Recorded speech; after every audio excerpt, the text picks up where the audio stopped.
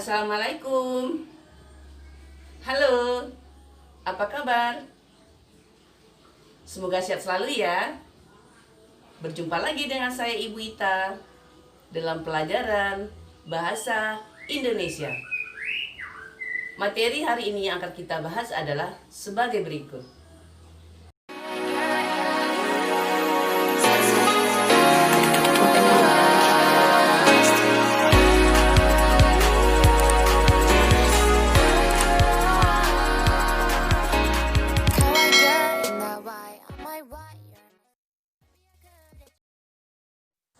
Pada materi sebelumnya, kita telah belajar tentang teks deskripsi. Kali ini, kita akan mencoba menulis teks deskripsi. Untuk itu, kita harus mengetahui dulu apa struktur dari teks deskripsi. Nah, kita telah tahu bahwa teks deskripsi itu adalah teks yang menceritakan tentang gambaran secara detail tentang objek atau tempat peristiwa yang sedang kita bahas. Adapun struktur teks deskripsi adalah 1. Judul. Untuk mengetahui apa isi dari teks deskripsi tersebut.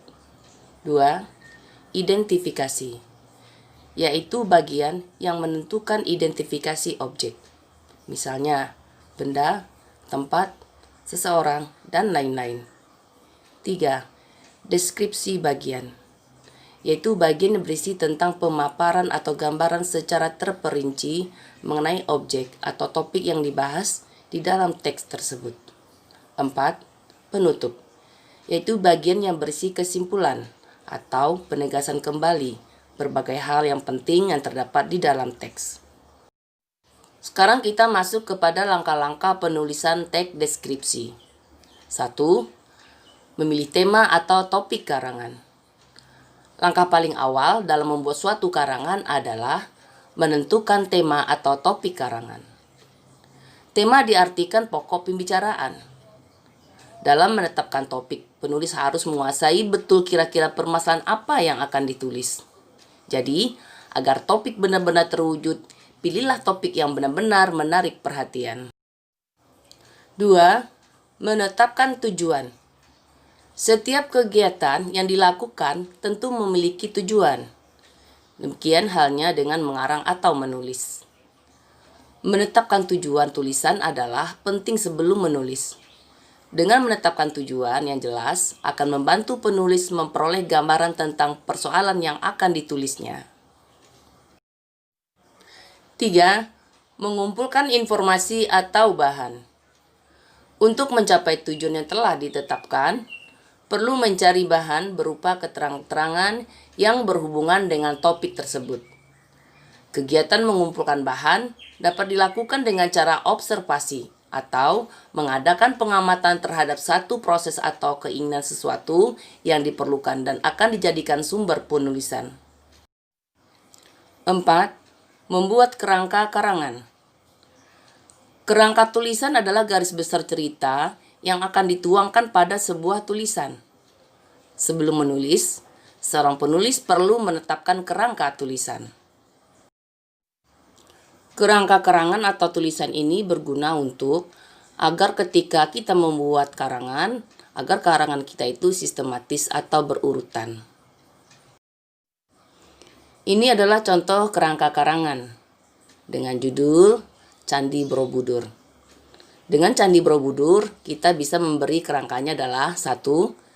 Salah satu keajaiban dunia. 2. Candi Buddha terbesar di abad ke-9. 3. Gaya arsitektur tidak ada bandingannya. 4. Puncaknya adalah stupa besar. 5. Dibangun pada abad ke-8 oleh dinasti Shailendra. 5. Mengembangkan kerangka karangan. Setelah kerangka karangan disusun, maka tahap selanjutnya adalah mengembangkannya menjadi sebuah tulisan yang utuh. Dalam penulisan atau pengembangan kerangka karangan, ada beberapa unsur yang harus diperhatikan, dan unsur-unsur tersebut merupakan penilaian baik tidaknya karangan yang dibuat.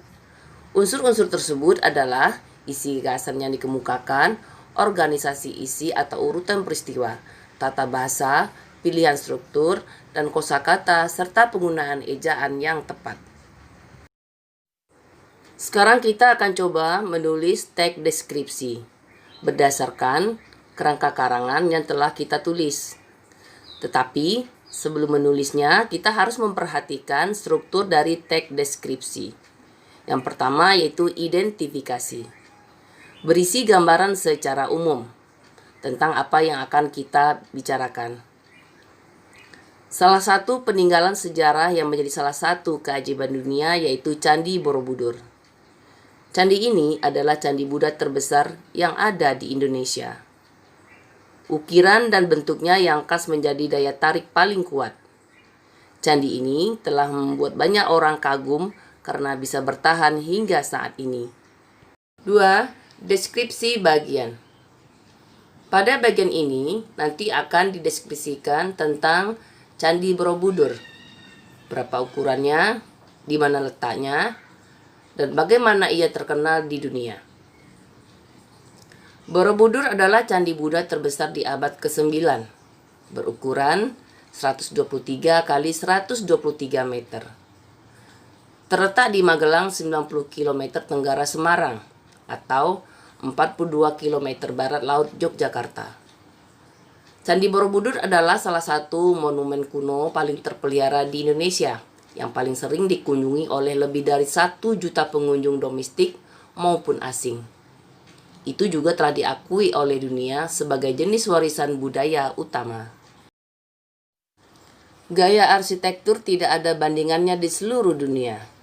Itu selesai berabad-abad sebelum Angkor Wat di Kamboja.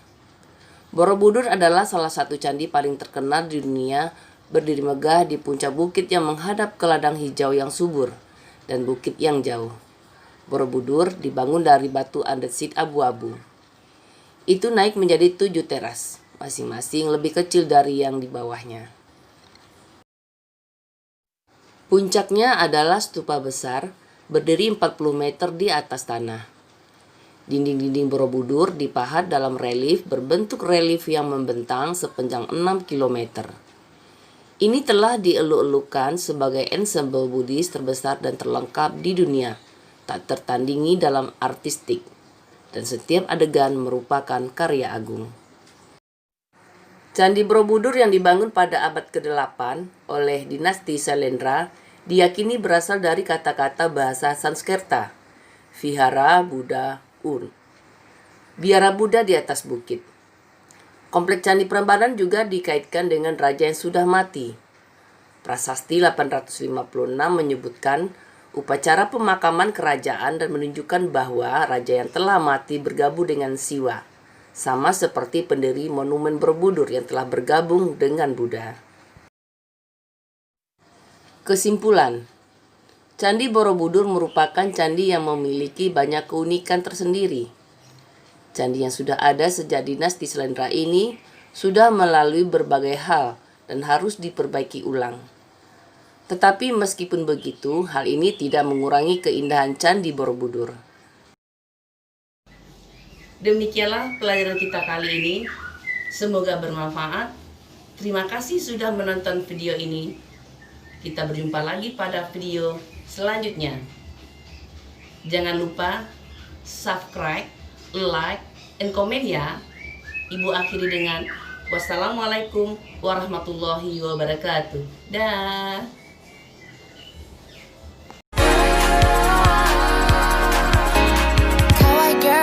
Why on my right, you're on my side. Baby, I could hit you like that. You're in the shit out, bury your side. Hate things in my pocket, getting boring. Shit, bye bye. If I couldn't